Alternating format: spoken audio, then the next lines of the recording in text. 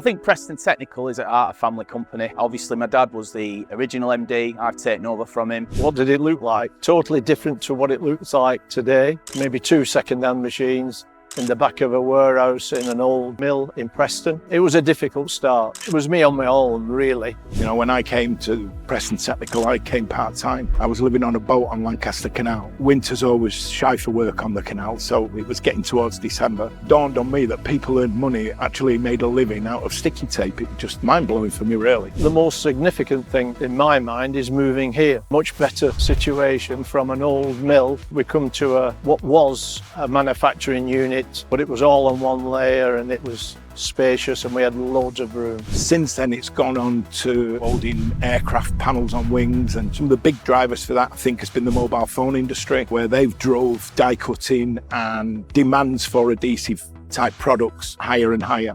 The standards have got better and better. We've had lots of good ideas. We're a company that comes up with great ideas and we're innovative. TabTech has been the most successful innovation that we've had. Today, it's our biggest product, and we hope that the little company in Preston can start to export product to the far corners of the world. We are in a great place now. We've had a couple of great years, and it does give us the ability to springboard and grow the company. And I just can't wait to see what's next.